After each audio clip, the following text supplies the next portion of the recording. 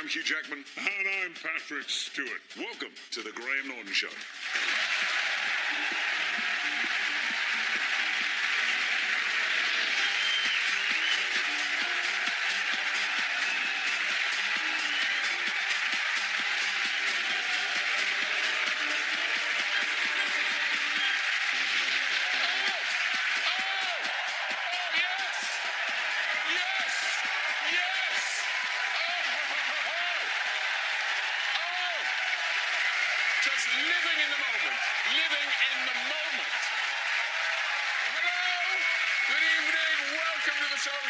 Hugh Jackman and Patrick Stewart are here. Yeah. How exciting is that? They're the stars of Logan, the new X-Men movie. In this film, an elderly, ailing Professor X has been cared for by Wolverine. Aww. Remind you of anyone? Yeah. You know what? I'm not sure Wolverine caring for Professor X is a great idea. I mean, you wouldn't want those hands wiping your bum. You just could you? No, don't worry. Hey, did everyone watch non-league Sutton play Arsenal in the FA Cup? Really? I didn't. Hey, much controversy though. Basically, The Sun published official odds on Sutton United reserve goalie Wayne Shaw eating a pie on camera before the end of the game. And you do wonder, why is he the reserve goalie? Ah, yes, I see. Suspiciously, once the bet was official, Wayne was clearly seen eating a pie, and it raises a lot of questions. Mainly, who let him be in a football team? I mean, in the end, poor Wayne was forced to resign from the team. Aww. He said he's left the club with a heavy heart. I think it's all the cholesterol. So we've got a great show for you with some surprises along the way. Later, we'll have the new single from the marvellous James Blunt. Yes. But first, let's meet the stars of Logan. He's been captain of the Enterprise, the world's most powerful professor, and is a real-life knight of the realm. Please welcome the great Sir Patrick Stewart is here. Yes! Yes! Hello, come right up. Hello, sir. So nice to see you. Lovely to see you. Welcome. Look at you. I know you. You. Sit down. That's Sir Patrick Stewart. He's one of Australia's greatest exports. He sings, he dances, he kicks ass. Please welcome Wolverine himself. It's the fabulous Hugh Jackman! Hello! So nice to see you. Come in, sit down.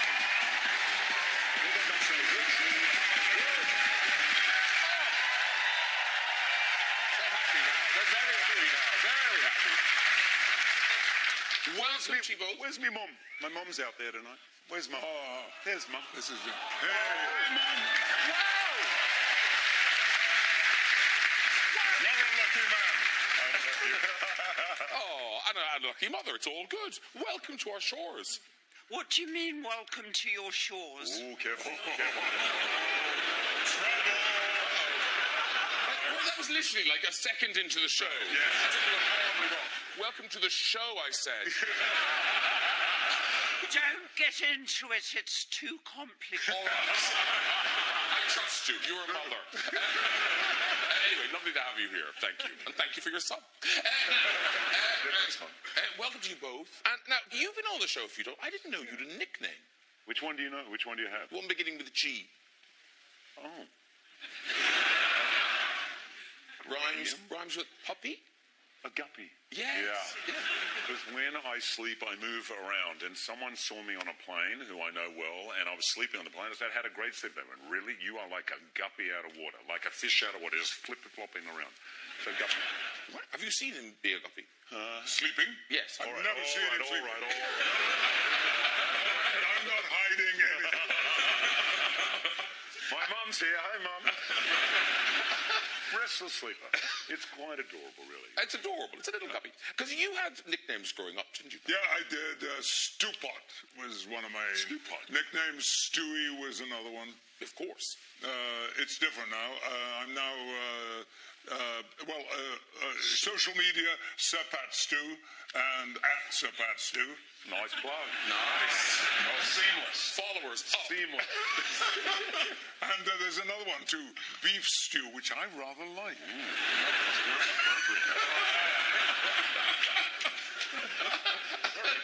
Thank you. We'll call you Beef Stew for the rest of the show. That's how Beefer. And afterwards. Yes. Excellent. Now, big movie tonight is Logan. It's out Wednesday, the 1st of March. I like the way you say that. Like you should be doing the voiceover. He should. Yeah. I love that. That's great. But Say it again. I don't think I can give it up for a whole trailer, though. Really? I'd be Logan. Logan.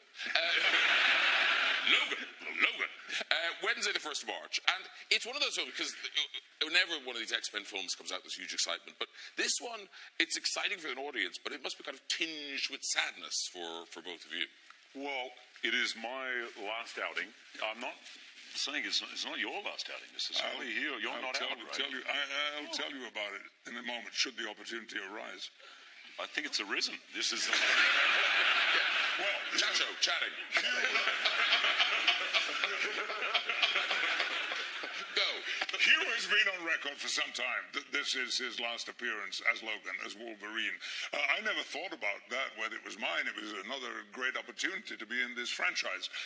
But on Friday night, we were in Berlin at the film festival, and it screened there. Hugh and I were sitting side by side, although the other way around. And when it got into the... Facing the screen, right?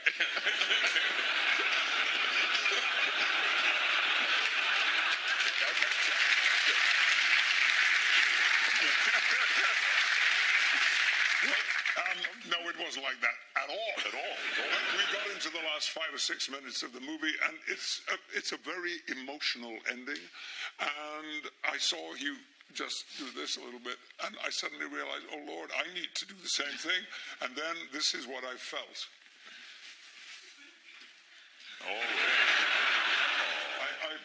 I swear, that was what happened. Hugh held my hand, and of course, I was done. I was finished and just weeping and sobbing. But then we had to wait for the credits to roll before we could go up on stage and be introduced. And while the credits were rolling, because they are long in these movies, I realized if this is the end, there is no more perfect and beautiful way to say au revoir, goodbye, adios, than what has just happened. So I think it's the end for me, too. Wow. Yeah. Really? Yeah, sure.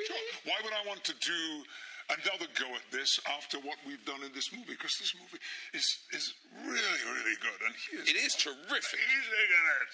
Oh. Are you going to show something? Don't worry, we'll get to that bit. You're not putting it on? Oh, no, we've got tips and all sorts. Yeah. We prepared. Oh, good. I've got some questions. No, but it is a very emotional film. It is. Yeah, and I think as we made it, as we prepared it, James Mangold, the filmmaker who wrote it as well, for 2.5 years, and Patrick was there. There was a small band of real believers. I thought the studio would say no, to be honest, but they didn't. Emma and Steve said yes, and we made this film that was deeply personal and a very different kind of X-Men film. I kind of want people to go and see it who have never seen an X-Men film, never seen a comic book movie. We wanted to make a movie that was true to that character. As I sat there in Berlin, I did. I reached and I grabbed Patrick's hand, because it was 17 years since we first started playing it. I mean, you go to school for 12 years. That's a long time at school, right? This is 17 years, and I couldn't quite believe that there I was sitting next to one of my heroes. And I'm not just saying that to be nice. I was at drama school watching the John Barton How to Play Shakespeare tapes with Patrick playing Shylock, and I thought one day I want to work with him, and there I was. It was a dream come true, and it was I realized how lucky I am and will forever be grateful to be in this movie, and it was very emotional. And why now, though? Because Wolverine's such a popular character. Yeah. Won't you feel just gutted if they recast and bring someone else as playing Wolverine? I think I'll be fine. I mean, look, if I wake up one day and I find out Daniel Day-Lewis is playing the part and he wins the Oscar, I'm going to be a little upset. And everyone says, wow, now that is Wolverine. I'll tell you what, let's have a taste of what to expect. At last. You're in it. You'll love it. You're excellent in this. And you could have it all. My empire of dirt. I will let you down.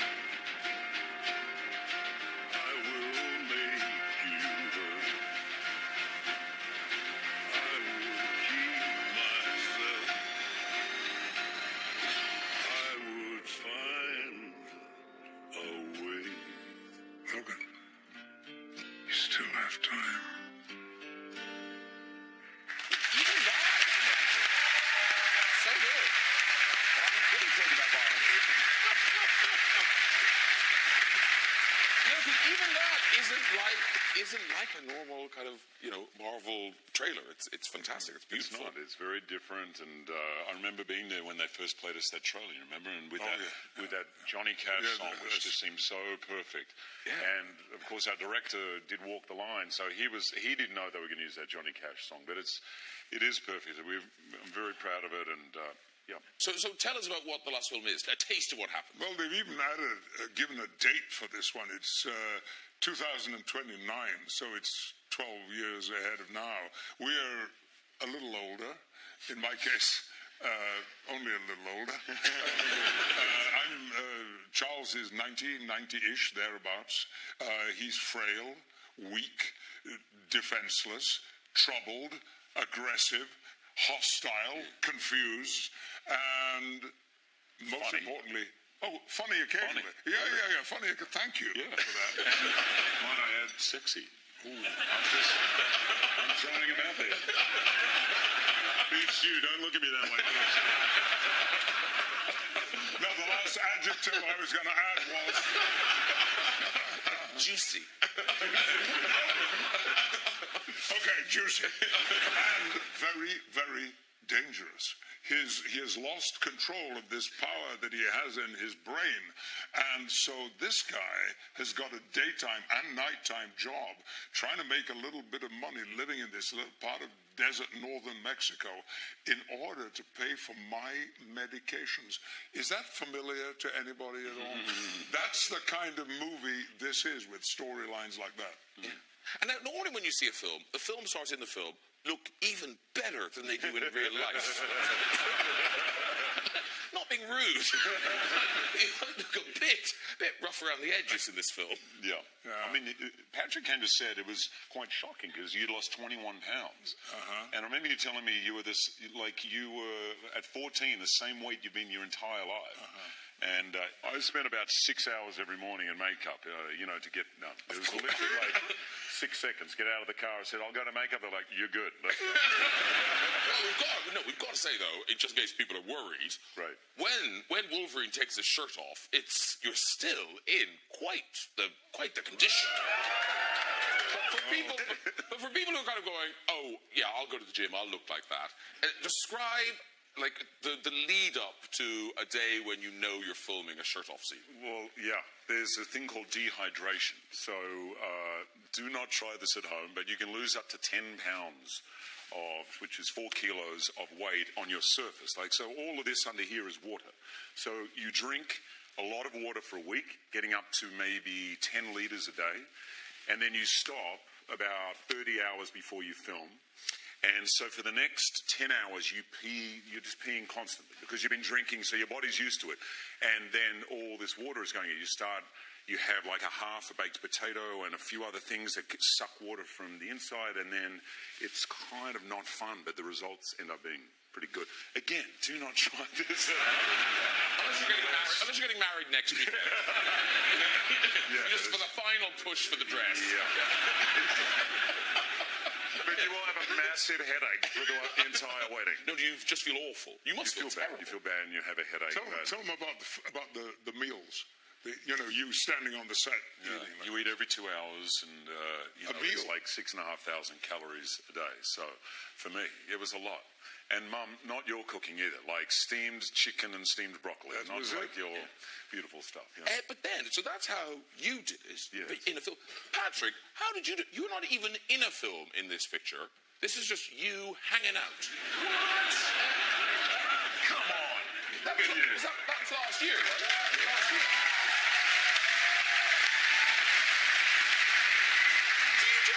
Do you just gym? Do you gym all the time? No, sir, I do not. I just think clean thoughts.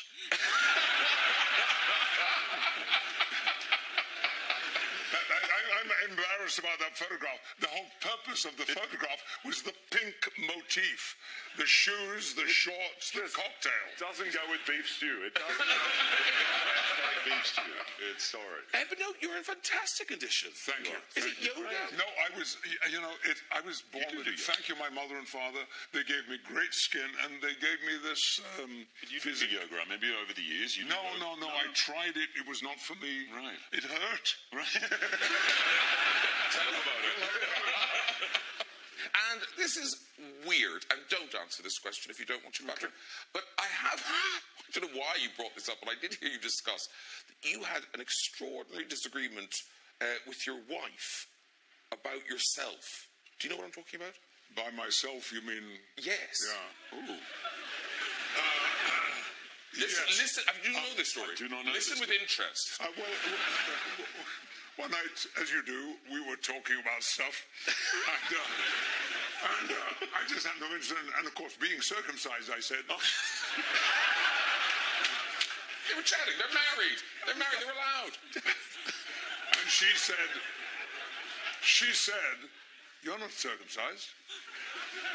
I said, "What do you mean? You've only known me all my life." I remember my mother telling me why, because it was fashionable at the time. She said, "You're not circumcised." I said, "That's ridiculous. I should know if I'm circumcised." End of conversation. But the next day, I happened to be seeing my doctor. Are you okay? I was seeing my doctor for my annual physical. Of course. So, while he was down there, I said, "Excuse me, oh, by the way, Irv, my wife and I had a little disagreement. I am circumcised, aren't I? Because she says I'm not." And he goes, "Nah."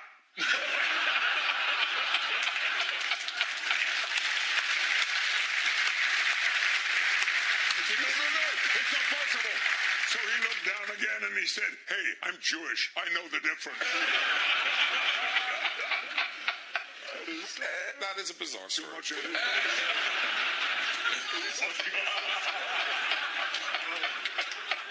I have grandchildren.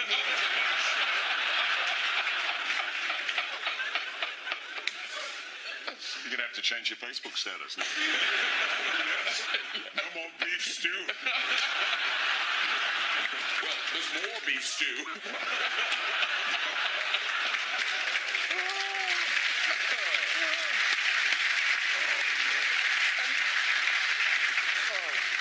Dear.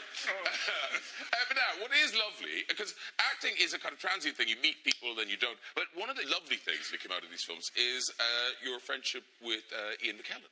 Now, but you must have known Ian McKellen before the films. Oh, yes, since I was a teenager. He's 2 years older than me. He said something the other day, really, along with what Hugh has just said, one of the nicest things ever. He said, "Yeah, Patrick Stewart and I really feel that at last I have a brother." Oh, that's adorable. He might have said father, of course. You have kind of a theory about the way he speaks, the way Ian McKellen speaks. Well, we did an animated movie together, as well as these. You did? Yeah, it was called Flushed Away. I really love it. My son often says, "Why was there no sequel to that?" And I said, "Because I lost a lot of money." But I always remember he played the toad, Rita, hello Rita. And I was always like, he can get like consonants where there's nothing, like he can make a one-syllable word into 20. Okay, here's a test for you. Here's a test for you. If you shut your eyes. Yes. Shut your eyes. Okay. Is this the real voice of Ian McKellen, or is it somebody doing Ian McKellen? Okay. Graham, is there room for another mutant on that sofa of yours? That's real. That's him. It is him. Yeah, yes, it is. Come out, Ian McKellen.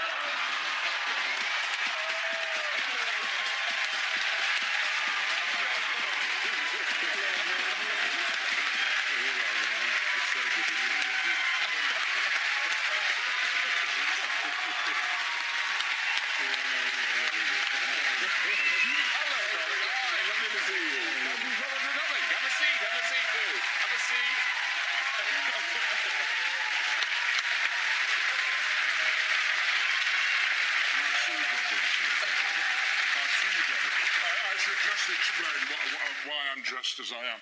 I've just come down from Scotland, and it took longer to get from City Airport to us than it took to get from Edinburgh to City Airport. So I'm still in the clothes I was wearing up there. Well, you're very welcome.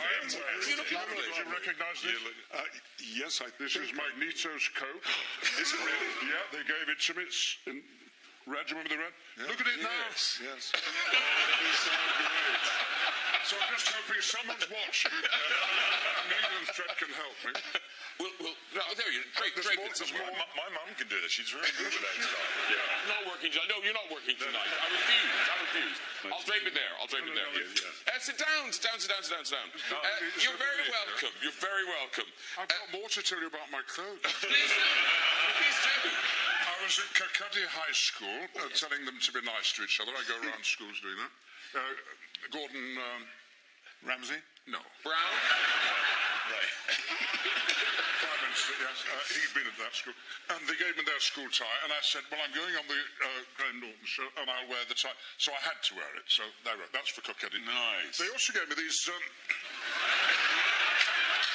are...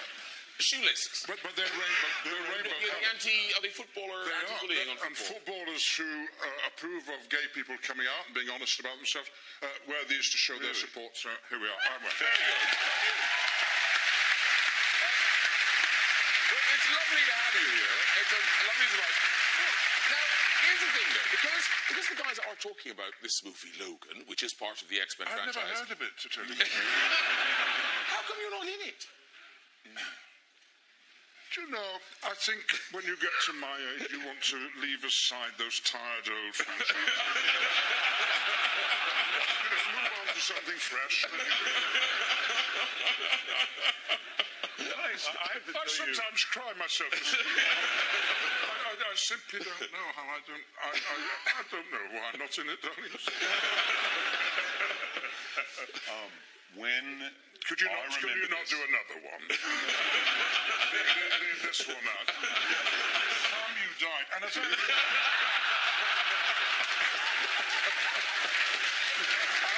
remember, Professor X, you did die in one of the movies. Oh, yeah. I was vaporized. But he's resurrected. Yeah, but that's nothing. It was only at the level of DNA that he was vaporized. I mean, of course I can come back together. I see. Good. Come on. Yeah. I remember, can I just say, because I wanted to say thank you to you all these years. I'm sure I have. I hope I have.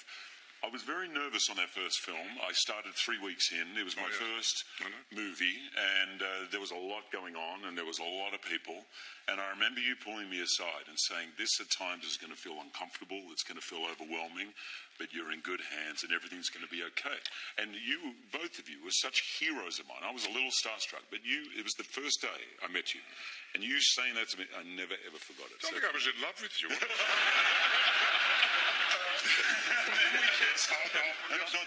I'd seen you at the National Theatre in a musical. What was it? It was Oklahoma. Oklahoma. Oh, what a beautiful morning. I took your dressing room straight after you. Did you? I took a photo, yeah. Did I leave anything behind? Had I known it was you, I would have done it. This is a very saucy show. It certainly is. But now, Patrick was talking before you came out about that you'd sort of known each other over the years. But were you kind of rivals in your careers, or not? No, only recently. I've never thought of having rivals. Everyone gets on with what they can do, and there's plenty of room for everybody. But sometimes I think I am Patrick Stewart, except that he's Yorkshire. I'm sorry about that, but you are. Lancastrian. Yes, I'm from Lancashire. But our interests are the same as far as a career is concerned. We started with the RSC. We wanted to do Royal Shakespeare Company. We wanted to do Shakespeare. We wanted to be taken seriously as actors. But given the chance of another sort of work, a very popular sort of work, of course, we leapt at it. We didn't quite believe our luck that we'd been asked. Or in your case, asked back again and again. So young and so bitter.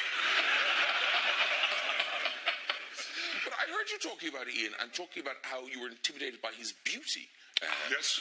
Well. Yes. Please tell me you have a photograph. This is a long time ago. Gorgeous. I think we do have a photograph. We've got a photograph of Ian as Coriolanus. Here we are. Look at that. Come on. Oh, my Lord. Wolverine, eat your heart. Having said that, you do look great there, Ian, but check out Patrick Stewart. There you go. Yeah. Well, you know. I never know what you've got to look forward to. But I'll tell you something you've been hearing about this amazing body. It is absolutely amazing. The privilege to be so close. But, Magneto, the character I used to play in this tired old franchise, was also pretty muscular, wasn't he? And he was. There you can see. But the trick is that I am wearing underneath my costume a suit which is sculpted to look as if I've put all the effort as he has into it. You knew that? Huh? Did you know that? They said you've got to work out. McKellen's working out. You've got to work out. I just put on the suit, and I'll tell you what, I've still got it at home. You wear this on again. Why have you two got drinks and I don't? Yeah, that's it. Would you like a drink? We've got red wine if you want. Red wine. Oh, look at that. Psychic. What? Water and red wine. Thank you. Let's just shout out drinks and see if they show up. Any nipples? We're doing that. We're doing all that. Cheers, Don. Cheers. Lovely to see you. Oh, look, people. What's all this about you being circumcised? Come on, you share the dressing room. I know. You know. So you worked together on Broadway. You did 2 plays together on Broadway. So brilliant. Yeah. Oh, Yes. you know, there are not many plays where there are 2 wonderful parts for actors of the same age. So you can go through your life never working with the people you admire and the people who you have an awful lot in common with. Shakespeare's not bad to that extent. But there are a few plays, and one of them is Waiting for Godot. There are 2 wonderful parts for people of the same age. And another one is No Man's Land by Harold Pinter, and we've done them both. And we've just finished doing No Man's Land in London. Though don't despair, if you missed it, you can catch it on NT Live. They record a performance. Oh, the cinema, the being into cinemas. In cinemas. And I have just had an idea. What? This is awesome. For some time now, I have been teasing Hugh, but getting more and more serious about a theatre job we might do together. I have been saying to this man for a long time, he should play Stephen Sondheim's Sweeney Todd. It is as if the role might have been written for him. And I add a rider that if he plays Sweeney Todd, I will, for a limited run, play the judge, which is a 2-scene role, but with 2 numbers, including a duet between the 2 of them. Who should play Mrs. Lovett? That is a good idea.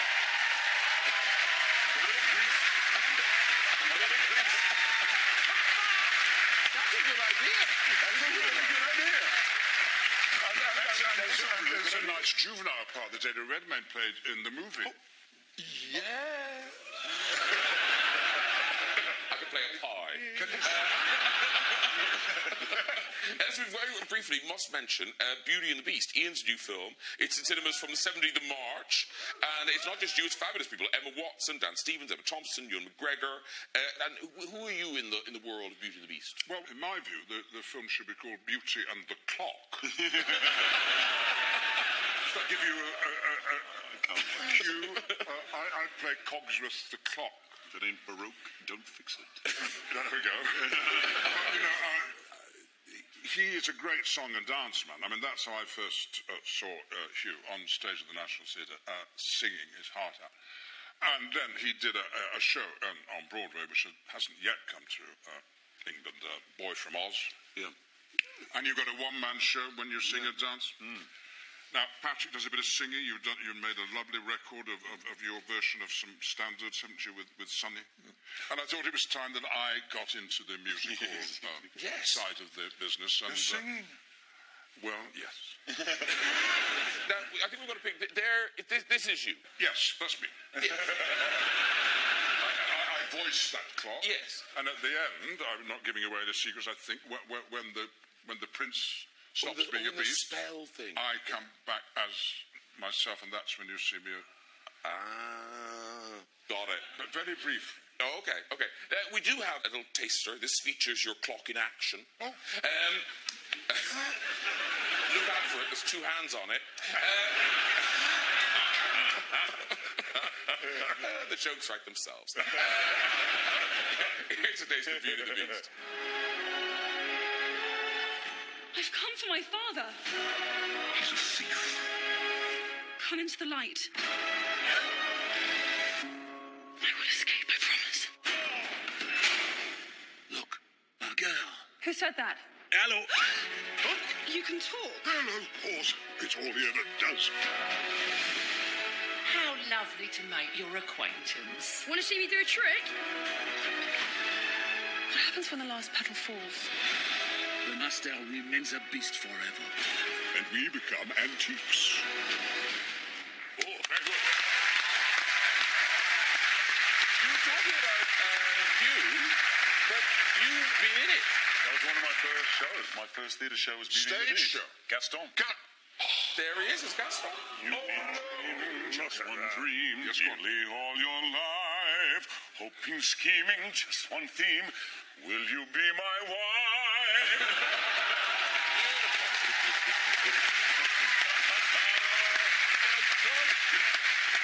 And Patrick, Patrick, you are getting into the animation world as well. It's just been announced your exciting new casting. Yes. Tell us who you're playing. Why are you laughing? Because I know what the answer is. Well, there is to be an emoji movie. Yes, Patrick. And among the top 3 most popular emojis of all time is one that I will play, and his name is Poop.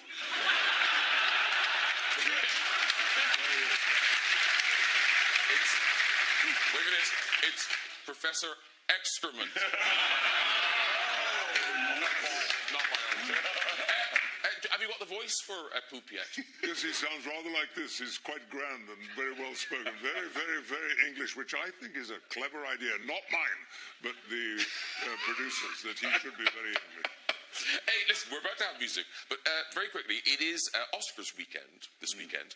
And Ian, would you mind telling us the story about when you were nominated for Gandalf, and you had the beads? Yeah. Well, there weren't beads.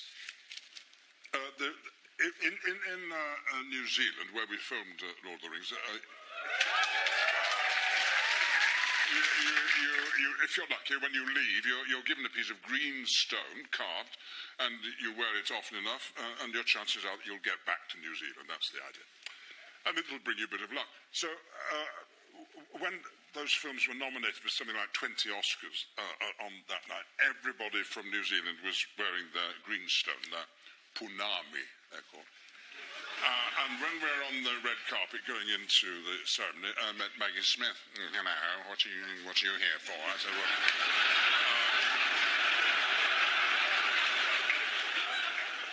said, well, Lord of the Rings. Oh, yeah. She said, what's that round your neck? Oh, so it's my punami, Maggie. Oh, your punami. What's that for? I said, well, if I wear it, it'll bring me luck. And, very nice.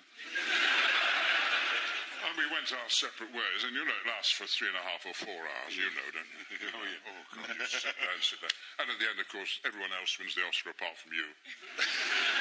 And a bit dejected, you're coming out looking forward to a drink, and you bump into Maggie Smith, and she points out at you and she says, it didn't work, did it?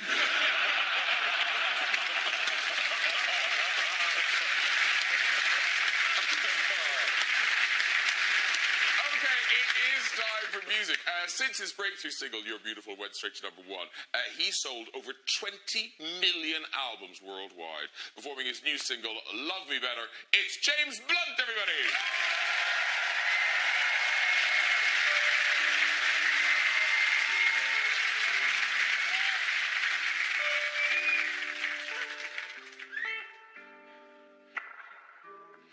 People say the meanest things.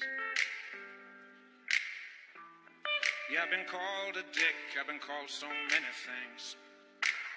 And I know I've done some shit that I admit deserves it, but that don't mean it doesn't sting. Saw you standing outside a bar. Would have said you're beautiful, but I used that line before. Now I had my share of shallow nights, 'cause I was scared to get it right. So I was hanging with whoever, but baby, then you love me better. You love me better. There've been times I gave myself to someone else, to someone lesser than you. Love me better.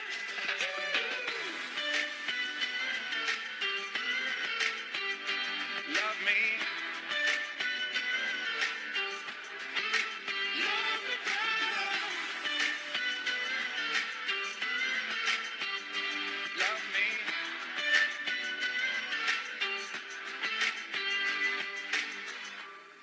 When I met you, I was treading water. And baby, I know you know I got an eye that wanders. But right now in this car that we're driving to your sister's, all I'm looking for is something that's forever. But baby, then you love me better. Love me better. There've been people that I've loved before, but they were something lesser, 'cause you love me better.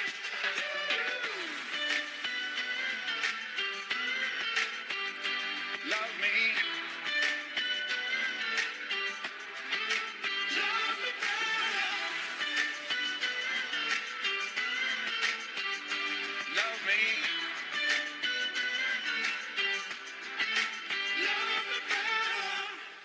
People say the meanest things. Yeah, but truth be told, I don't care what they think. I got someone who is lying in my bed right next to me. Yeah, she loves me. Loves me.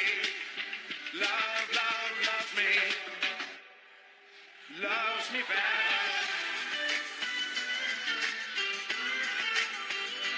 Loves me. Loves me better.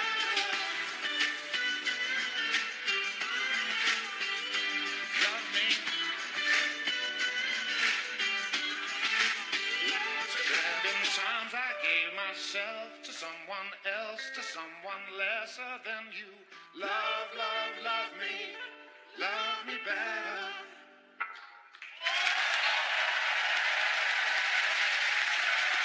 James Blunt, everybody! Great job! Well done, sir. Lovely to see you. And your friend, say hello to everybody. Patrick, Ian, Nice to see you. good. There you go. Have a seat, too. Thank you so much. Yeah, well done, you. And that's off your new album, The Afterlove, which is released on the 24th of March. Yes, thank you for the plug. Well, you know, that's why you're here. So that song is about kind of some of the hate you've received over the years. Yeah, it's a little bit about, how deeply unpopular I am, but it doesn't matter because my wife loves me. But also... Don't say off me, say off of her. Poor girl. No, but you have turned it to a strength, the way that people are kind of rude about you. Yeah, I mess around, don't I? I mess around online, on Twitter, abusing myself before people... Yes. Have you guys, do you follow him on Twitter? No. You should. He's very good. No. So we've got some examples of James's tweets. Can we all take a moment to remember just how terrible James Blunt was? No need. I have a new album coming soon.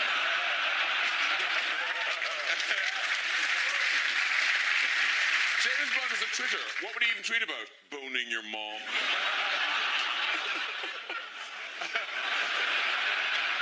I like this one. James Blunt est sur le pur que said Hitler. I'm guessing this is not good. Do you know what that means? No, I have no idea. Little bit of James Blunt never hurt anybody. Depends where I put it. This is so weird. I have this dire need to listen to James Blunt when I'm menstruating. Useful feedback. I'll pass this on to my marketing team. And James Blunt's face fully aggravates me. Then sit on something else.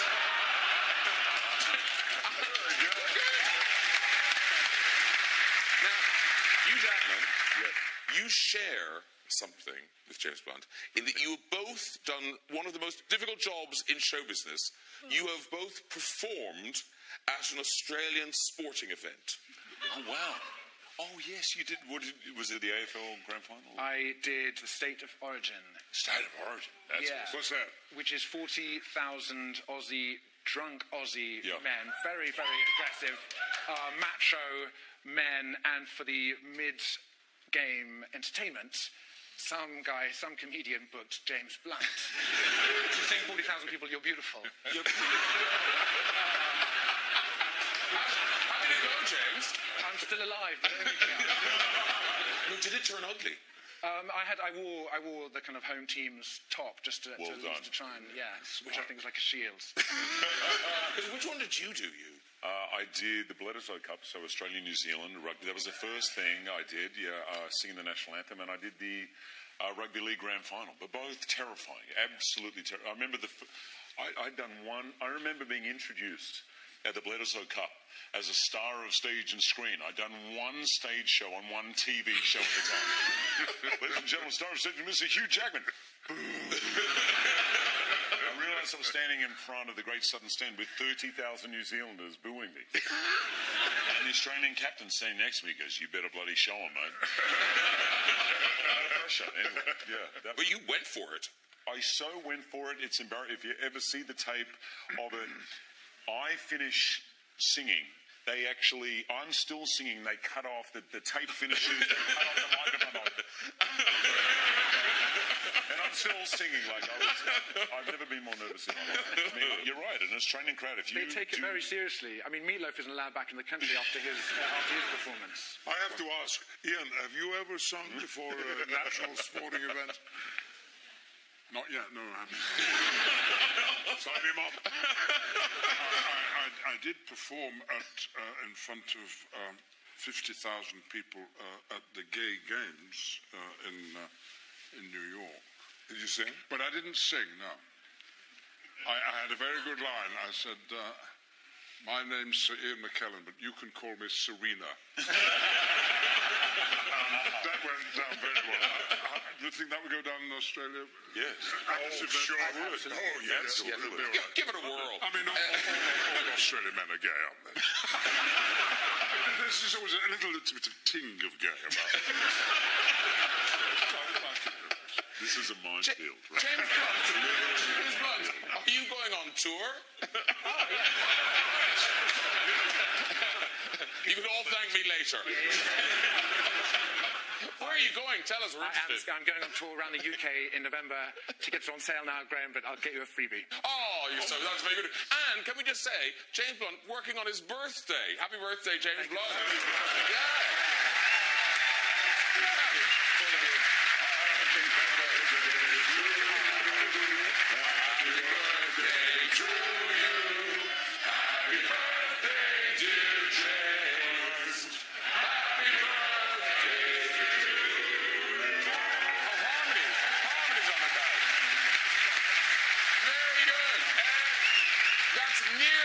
Before we go, just time for a visit to the big red chair. Who's there? Hello. Hi, what's your name?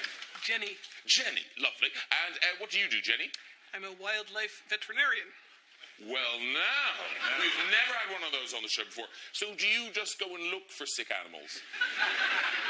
Yes, okay. That's what Jenny, she's great with animals. She's very good with animals. They love her. Where are you based? At the moment at London Zoo. All right, so they're quite easy to catch there. Not so hard. I wonder if I'll see any animals today. All right, Jenny, off you go with this story. I had just started working at a chimpanzee sanctuary in Sierra Leone, and an old hand was showing me around and introduced me to Chippy, a young male chimp. And she said, Chippy loves rubber boots, wellies. And I was wearing some beautiful flowered wellies that very day, so I kind of put them towards the cage, and an expression of delight came on Chippy's face, and he rushed over. And I was like, he really does like wellies. And he crouched down and immediately started masturbating himself on the sole of my wellies.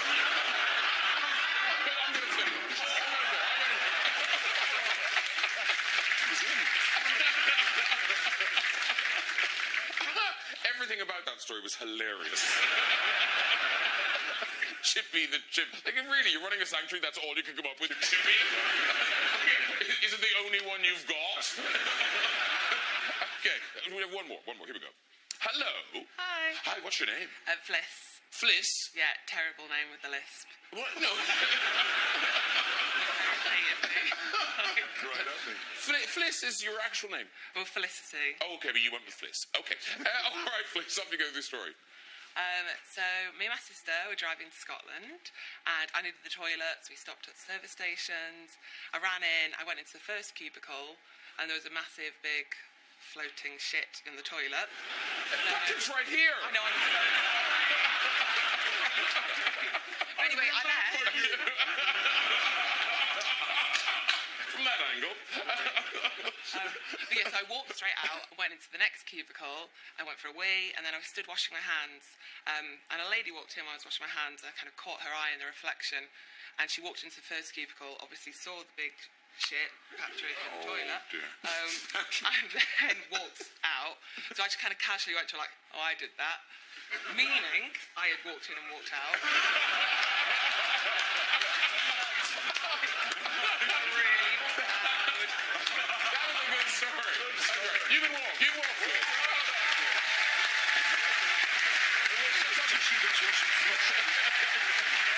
Well done, everyone. If you'd like to join us on the show and have a go on that red show, you can. Just contact us via our website at this very address. And that is it for tonight. Please you thank you, my guest, Mr. James Blunt, Patrick Stewart, Ian McKellen, and Hugh, Jackman. We're taking a short break, but we'll be back in April. Do join me next week, though, for a look back at some of the highlights from this series. I'll see you then. Good night, everybody. Bye-bye.